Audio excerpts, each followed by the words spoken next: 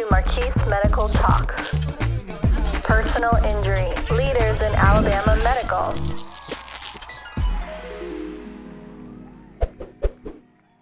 Welcome to another episode of Marquis Medical Talks, Season 2, Episode 3. Today's episode is about mind control research, the science behind neuroprosthetics. We have come a long way in technology, and it can be challenging to discern fact from fiction. Sometimes, though, the engaging stories you encounter in social media are much more than clickbait. There are a lot of things that people believe to be science fiction that are now a genuine part of our lives. Consider how your grandparents would have reacted to the concept of a smartphone a few decades ago. Among one of the more impressive feats researchers have achieved in the last few years, we seem to be making significant headway in mind-controlled limbs. What's the point of this? It's so easy for many people to take the functionality of their limbs for granted. Simple tasks such as walking unassisted or opening a door are just everyday events for us. There are millions of individuals all over the world who do not have full use of their limbs.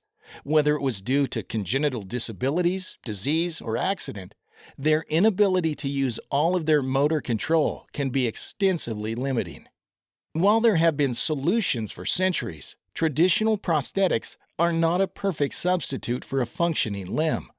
Although researchers are a little ways away from being able to grow new limbs for transplants, there are several new devices under development that are aimed to improve prosthetic use. One of the more innovative ideas is to create a mind-controlled prosthetic. What do you mean by mind control? When researchers say mind-controlled, they don't mean that they are giving patients superpowers to control their old prosthetics. Instead, they are researching the science behind how our brain works so that users can silently direct them on how to move.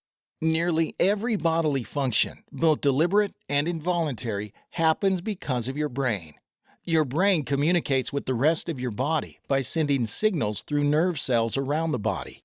There is a ton of work that goes into even the most basic movements. While these signals aren't something you just see happening with the naked eye, some techniques allow you to record them. Devices can measure the activity of your neurons in the brain. Researchers proposed a design where patients would be able to animate their prosthetics using the signals their cerebral cortex send out via information captured in real time from implanted electrode arrays. Schwartz, 2004. In other words, scientists would take a tiny electrode and permanently insert it into the patient's brain. This electrode would record and translate brain activity. Certain types of activity would trigger movement in a prosthetic limb.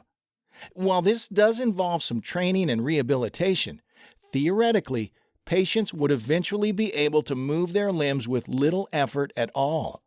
It would be kind of like learning to ride a bicycle. In the beginning, it involves a lot of thought, but after you keep doing it for a while, it becomes second nature.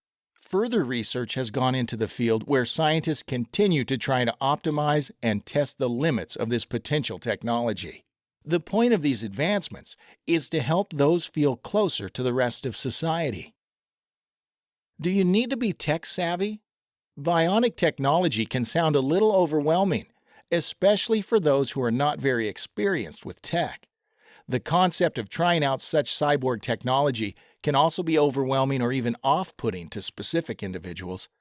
While the science behind how these work is nothing to scoff at, you don't need to be a rocket scientist to learn how to actually use the equipment. Like many other medical projects before it, researchers utilized animal models during testing. In one study, looking at cognitive control signals, Musalem 2004, 3 monkeys trained to be able to use mental exertion to cause the cursor on a computer screen to move. Within a couple of weeks, the monkeys were able to control a cursor on a computer screen without displaying any outward behavior. These types of landmark studies demonstrate how promising these neuroprosthetics can be. What more could we ask for? These prosthetics are an amazing improvement in comparison to the earlier models of prostheses that would be highly limited and controlled via cables or very basic microprocessors. These mind-controlled limbs are still not perfect though. Although they are impressive, they are still subject to many limitations. Above all, the biggest problem is that these don't restore sensation. Restoring sensation is a pretty difficult task to accomplish, and for many years, researchers were skeptical if it was possible at all. Breakthroughs in biometric technology have been redefining expectations, though. While a perfect prototype is still a dream for the future, artificial skin is a very real possibility for the future. Chortos Lion Bao, 2016. Where can I find these new technologies? Unfortunately, these technologies are incredibly new, and many are still in testing phases. Unfortunately, these are not the kind of things you will be able to buy at the local department store. There are sometimes possibilities to participate in research. Keeping up to date with offers coming from local research institutes can help you keep track of what opportunities are available or where you can reach out. As technology advances, access to such tools will become easier and more inexpensive. Hopefully, one day in the near future, these sorts of devices will be available to everyone who wants them. Until then, it is essential to do what you can do to support the scientific community and help facilitate a brighter, more advanced future. Thank you for listening to this episode of Marquis Medical Talks. Catch a new episode every first Thursday of the month at 4 p.m. Eastern.